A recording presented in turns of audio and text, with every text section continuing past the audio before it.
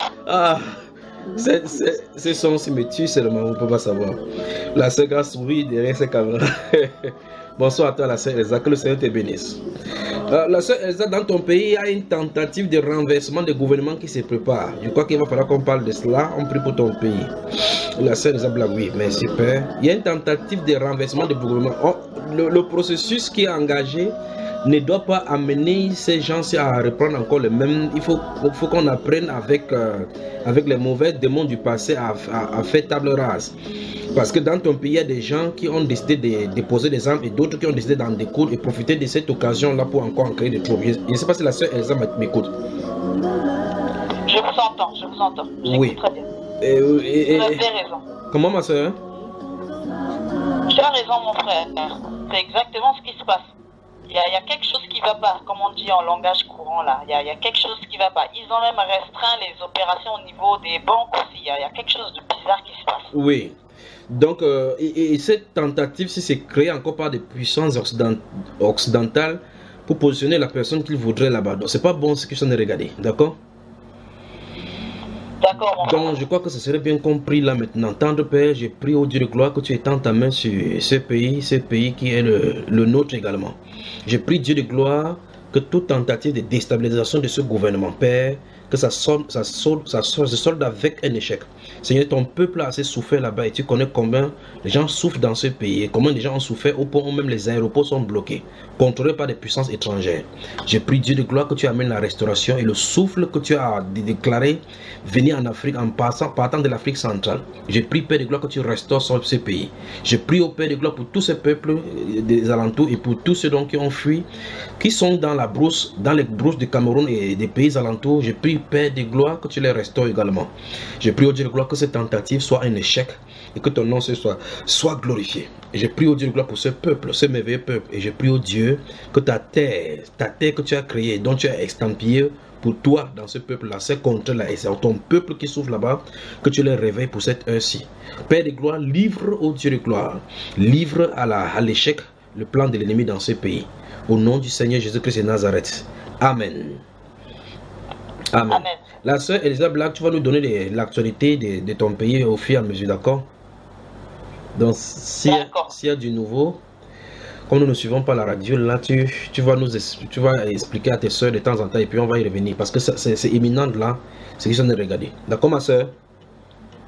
D'accord, mon frère. Et si tu as des gens aux côtés de toi, des chrétiens qui sont autour de toi, demandez seulement de prier. Parce que ce sont des gens, il y a des groupuscules qui se trouvent dans des brousses reculées, qui ont fait des sacrifices et puis ne parviennent plus à trouver de la raison.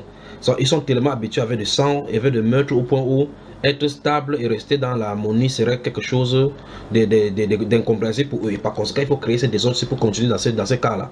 Ce sont des démons qui font cela. D'accord, ma chère? D'accord. Je crois que si le Seigneur le permet, nous allons prendre un jeûne ici pour ton pays, principalement, pour prier pour que toutes ces choses soient brisées sur ton pays. D'accord, ma soeur bien-aimée? Amen. Voilà. Amen. Voilà. Donc, permets-moi de te dire bonsoir à tous les soeurs là, et puis je reviens vers toi pour poser quelques questions concernant ton pays, pour que tu me dises ce qui se passe là-bas, d'accord? D'accord, mon frère. Je suis connecté, mon frère. Alors, dis-nous, qu'est-ce qui se passe dans ton pays au juste? Qu'est-ce qui ne va pas? Parce que dès l'ouverture là, et puis le Saint-Esprit parle de cela. Bon, sincèrement, moi non plus, je ne suis pas à la lettre les informations, mais presque tous les jours, il y a des coups de feu et toujours dans les mêmes quartiers. Et on se rend compte qu'ils se précipitent toujours pour nous donner une information qui, je suis sûre, n'est pas la bonne. Et sincèrement, même au niveau des... comment est-ce qu'on appelle ça? Au niveau des transferts, par exemple de Western Union, de MoneyGram, oui. Ils ont restreint les envois. Là, tu ne peux pas envoyer de l'argent, mais on peut seulement recevoir. Ça, c'est pas normal. Oui. Et c'est la première fois qu'une chose pareille se passe. Oui. Et mis à part ça, il y a un climat assez bizarre qui se passe. Il y a des tensions, il y a des émissions de plus en plus à caractère politique. Et en plus, là, il y a les élections qui arrivent là. C'est devant, comme on dit.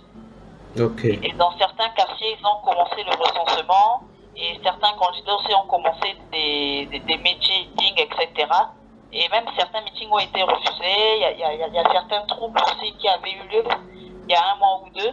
Oui. Et après, quant aux versions officielles, on ne sait pas vraiment ce qui se passe. Je suis sûre qu'ils ne nous disent pas tout. Et il y avait certains militaires aussi qui étaient envoyés en province pour une durée de 1 mois, mais ça a été prolongé en détachement. Là, en novembre, ils vont faire 1 an dans la ville de Bambari. Oui. Et depuis, ils attendent les relèves, mais la relève n'y va pas. On ne sait pas ce qui se passe. C'est terrible, c'est terrible. Et ça, c'est la population qui souffre comme ça. Exactement. Et à un moment donné, la frontière entre la RCA et le Cameroun était fermée. Oui. Et du coup, le prix d'un sac de ciment a grimpé à presque 15 000 francs CFA. 15 000 francs un sac de ciment. Oui. Et là, et c'est tout récemment que le prix a baissé. Oui. Il y a franchement des choses bizarres comme ça qui se passent. Et comme je vous dis, presque tous les jours, nous entendons des coups de feu, mais nous entendons des versions assez banales. Je pense qu'ils nous cachent la vérité. Il est temps compris. Il est temps compris. Comme pour le cas de ton pays, c'est une tentative de coup d'État qui est en train de se préparer. Donc on veut renverser pour faire certaines choses qui ne vont pas. Pour le Cameroun, je crois que c'est quand il sera hors d'ici, il va parler de certaines choses un peu codées clairement. Parce qu'il y a des choses qui sont en train de se mettre en place là. Mais tout si le changement, ça est en train de souffler sur l'Afrique. On ne peut pas arrêter cela. Mais je crois que vous, d'abord de ce côté-là, vous avez souffert beaucoup plus que nous. Donc ici, il y a une tentative de coup d'État, une déstabilisation du gouvernement qu'on a préparé en Centrafrique. Donc si vous écoutez cette voix et vous êtes de la Centrafrique, il est temps de se lever en prière parce que le Seigneur veut nettoyer également ces gens-là. Et principalement ces gens qui sont dans la forêt et les gens qui sont dans la forêt et sont de connivence avec des groupuscules ou bien encore des groupes des puissances étrangères sont en train de formater ce coup-ci pour pouvoir installer les gens qui est là afin de contrôler les ressources qui sont là-bas.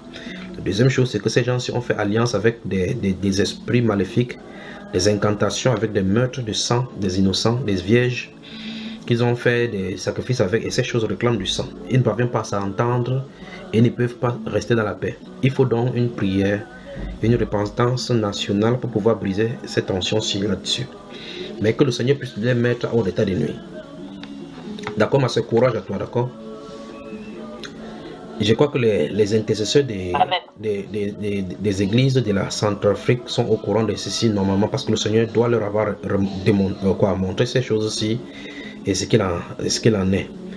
Comme tu as dit à Bambari, en Centrafrique, là, dans la brousse où il y a ces choses-là, même des militaires sont de connivence avec des rebelles. C'est terrible. Bon, de toute façon, nous sommes en prière pour vous, d'accord, ma soeur? Pour nous également, ici, ça ne nous laisse pas. Donc, puisse le Seigneur nous aider seulement.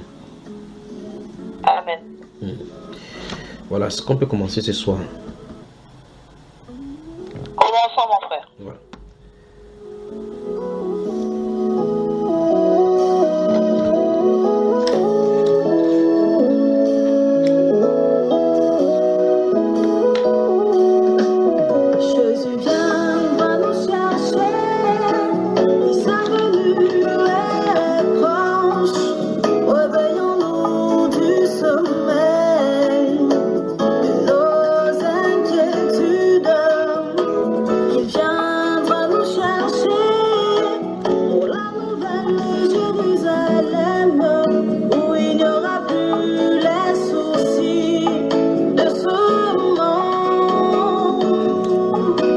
Recevez les salutations de toute la famille ici qui se réunit dans cette maison et de tous ses frères qui sont dans les chambres dans cette maison-ci, y compris dans ce merveilleux studio avec la princesse du Seigneur Jésus-Christ qui se trouve derrière ces machines avec le doigt d'or.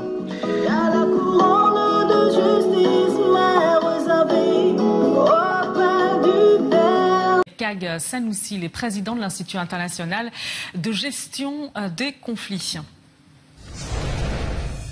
Bonsoir à vous, merci d'être en direct avec nous sur RT France. Est-ce qu'il faut craindre réellement une tentative de coup d'État en Centrafrique? Oui, tout à fait, il faut la craindre parce que nous savons comment les choses se passent et malheureusement comment ça finit. Or, la Centrafrique est un pays qui a connu la guerre avec des conséquences énormes pour la population et donc on doit lésiner sur aucun effort pour enrayer la vague de violence qui démarre avec une coalition hétéroclite, des fois même insensée, des groupes qui hier s'étaient opposés, qui aujourd'hui se mettent ensemble pour mettre en péril la démocratie. Le débat en Centrafrique, il faut qu'il se fasse sur le plan démocratique. S'il y a des oppositions, c'est dans les urnes qu'il faut les exposer, mais pas encore pour prendre des armes. Nous avons travaillé dans ce pays, nous avons vu comment le pays a souffert. Voilà pourquoi je pense qu'il faut absolument être vigilant à tous les points de vue et anticiper et enrayer cette dynamique de violence qui commence à se développer. Alors, vous savez qu'il y a un nom qui circule, soupçonné d'être derrière ces tentatives de déstabilisation. Il s'agit de François Bozizé, l'ancien président, renversé en 2013, on le rappelle, par les ex-Séléka de Michel Dotodja. On l'a entendu dans le sujet, les groupes armés qui s'organisent. Parmi ces groupes armés, il y a des milices anti-Balaka qui seraient proches de François Bozizé. Que faut-il penser de tout cela? C'est quelque chose qui est très regrettable parce qu'on sait l'opposition aujourd'hui qui peut naître entre les dirigeants politiques, l'ancien président de la République Bozizé et l'actuel François et M. Touadéra. Il n'empêche que si Bozizé s'implique dans cette dynamique, c'est fort regrettable parce qu'il a déjà fait un coup d'État et aujourd'hui il est arrivé, souvenez-vous quand il est arrivé en Centrafrique, je pense que le président Touadéra aurait pu déclencher une opération pour qu'il soit arrêté, ce qui n'a pas été fait. Je pense dans un esprit d'apaisement. Et aujourd'hui, je ne pense pas que ce soit une bonne chose que M. Bozizé puisse se retrouver dans cette situation d'une nouvelle rébellion. J'espère en tout cas que le bon sens va revenir en Centrafrique pour que le débat démocratique prenne le dessus. Parce que si les mêmes faits se reproduisent, ce serait dommage. Et je pense qu'aujourd'hui, avec l'alliance entre les anti-Balaka, et tel qu'on peut le dire, branche Bozizé, et les Séléka, les anciens Séléka, ce n'est pas une bonne nouvelle pour le peuple centrafricain. Et il est important que la loi se fasse autorité et pour que les uns et les autres reviennent à de bons sentiments et pour rentrer vraiment dans le combat démocratique. C'est peut-être le fait aussi que sa candidature soit refusée par la Cour constitutionnelle sur des raisons qui ont été évoquées. Ce ne sont pas des raisons farfelues, mais je pense qu'il a joué le jeu, il a dit qu'il a accepté. Et aujourd'hui, c'est triste de constater qu'on risque de le voir encore dans une rébellion. J'espère que ça ne va pas aller loin et que l'opposition de la MINUSCA et des forces de défense centrafricaines va faire en sorte que les uns et les autres vont revenir à de bons sentiments pour éviter surtout à la population, parce que ne l'oubliez pas, c'est la population centrafricaine qui est la première victime. Et il est important de la préserver et d'arrêter cette dynamique de violence. Alors comment en est-on arrivé là depuis la transition, l'élection de Faustin Archange Touadéra à la tête du pays? C'est vrai, vous faisiez allusion à la MINUSCA, la mission onusienne qui est présente en République centrafricaine depuis des années, après la guerre civile. Comment est-ce qu'on en arrive là? Aujourd'hui, on voit qu'il y a des groupes armés qui occupent encore les 2/3 du territoire centrafricain. Vous savez, l'expérience qu'on a au niveau de la paix, c'est que la paix n'est pas une démarche linéaire. Il y a eu un accord de paix. La mise en œuvre est délicate parce que quand vous n'avez pas l'équilibre des forces, vous avez vu que l'armée centrafricaine a commencé à se reconstruire. Quand vous partez en négociation, quand vous êtes désavantagé sur le plan donc, de la force, vous n'avez pas les mêmes éléments. Et donc, aujourd'hui, les gens ont signé des accords, mais n'ont pas appliqué concrètement. Et je pense que le choix du président Touadéra a été de ne pas faire la guerre pour amener la paix. Certains peuvent critiquer ce choix, c'est entendable, mais on ne peut pas faire la guerre pour amener la paix. Et donc, aujourd'hui, il y a un accord qui a été signé. La mise en œuvre n'a pas été sincère de part certains acteurs et nous avons les conséquences aujourd'hui. Parce qu'il ne faut pas oublier que la guerre est aussi une rente. Parce que la guerre est arrivée, certains se sont enrichis, ont développé des affaires. Et la paix est quelque chose qui vient leur empêcher, les empêcher donc d'accéder à ces richesses. Et donc, on dit oui, on va à la paix, mais on n'y est pas totalement. Et je pense que le gain, l'appétit du gain est quelque chose qui est fondamentalement ancré. Mais aussi, il faut reconnaître qu'il y a des oppositions politiques. Parce que quand c'est la politique, chacun a envie d'être à la place du chef, ce qui est normal, parce que c'est un jeu politique qui est normal. Mais il faut utiliser les armes démocratiques. Or, aujourd'hui, beaucoup de rancœurs se sont accumulées, malheureusement, alors que nous sommes là dans la dynamique d'apaisement des cœurs, du désarmement des cœurs. Voilà pourquoi je pense qu'après l'accord, malgré les efforts faits de part et d'autre, nous sommes encore à un point. Mais la paix n'est pas totale en Centrafrique, mais il y a un effort considérable qui est fait. Si nous avons aujourd'hui une élection présidentielle avec 3 ex-présidents qui se présentaient, même si M. Bozizé a été refoulé par la Cour constitutionnelle, il y a quand même Samba Panza qui est candidate, le président sortant. Donc, c'est déjà une vitalité démocratique. Et ça, c'est quelque chose d'assez particulier qu'il faut souligner en Centrafrique. Voilà pourquoi je pense qu'il faut continuer dans cette dynamique, préserver les élections pour qu'un candidat ou une candidate sorte le 27 décembre pour continuer à construire la paix. Surtout ce qui est fait. Pour conclure, et l'accord de Khartoum signé en 2019 avec l'appui du Soudan et de la Russie, beaucoup jugent cet accord pas suffisamment inclusif. Vous pensez que c'est le cas? Non, je ne pense pas que ce soit le cas. C'est un accord qui n'était pas mauvais, mais un accord n'est pertinent que comment il est mis en œuvre, quelles sont les conditions de mise en œuvre. C'est un accord qui n'est pas mauvais, il est bon. Mais la mise en œuvre n'a pas été efficace à tous les points de vue parce qu'il y a eu beaucoup de blocages. Et cet accord-là, je pense qu'il est particulier et novateur dans ses principes. La mise en œuvre est difficile. Quand vous savez la négociation pour la paix, vous savez que c'est une œuvre de longue haleine et il faut avoir de la patience. Donc ce n'est pas en 2 jours que les choses se font. Il faut persévérer pour que les gens reviennent à la raison. C'est ce que nous espérons pour la République centrafricaine. Merci beaucoup à vous, Kag Sanoussi. Je rappelle que vous êtes le président de l'Institut international de gestion des conflits. Les combats ont continué hier et aujourd'hui dans certaines régions du pays, notamment au nord-ouest où ils avaient commencé vendredi. Alors ce qui inquiétait surtout les populations ici à Bangui, dans la capitale, c'est la situation à environ 100 km d'ici, à Mbaïki, une petite ville au sud de Bangui, et où des groupes armés affrontaient les forces armées nationales, des forces armées russes et la MINUSCA, les casques bleus des Nations Unies qui ce soir affirment avoir une situation sous contrôle dans plusieurs localités du pays. Pourtant, les mouvements de troupes continuent, la situation est toujours tendue. L'alliance des groupes armés, la coalition des patriotes pour le changement, affirme vouloir continuer les combats et continue de déplacer ses forces pour prendre le contrôle de certains grands axes qui mènent directement vers la capitale, Bangui, où il reste une semaine avant le scrutin électoral. Alors la campagne continue, en tout cas pour le président Faustin Archange Touadéra, qui a mené un meeting hier, mais de son côté, l'opposition, elle, a cessé toutes ses activités et appelle au report des élections. À une semaine de la présidentielle, la Centrafrique est à nouveau traversée par de vives tensions après que 3 groupes armés aient annoncé leur fusion. Le gouvernement centrafricain accuse l'ancien président Bozizé de tentative de coup d'État, une affirmation fortement démentie par le clan Bozizé, mais qui inquiète sur de possibles violences. On en a assez de ce genre de comportement qui, à chaque fois, à l'orée d'une élection, amène le peuple à se diviser. Nos hommes politiques nous poussent à nous diviser entre nous, alors qu'ils s'entendent bien entre eux, mais ils nous poussent à nous diviser, à nous entretuer. Ils nous poussent à nous diviser, à nous entretuer. Alors que les tensions montent, la coalition de l'opposition démocratique, la COD 2020, dont l'ancien président François Bozizé était le chef de file, exige un report des élections. Je demande seulement à tous les candidats qui postulent pour la présidentielle et les législatives de se maîtriser, de se calmer, de se comporter comme de bons citoyens. En amont de l'élection, la mission de l'ONU a déployé plus de 11 000 casques bleus sur le territoire afin d'éviter de nouvelles violences.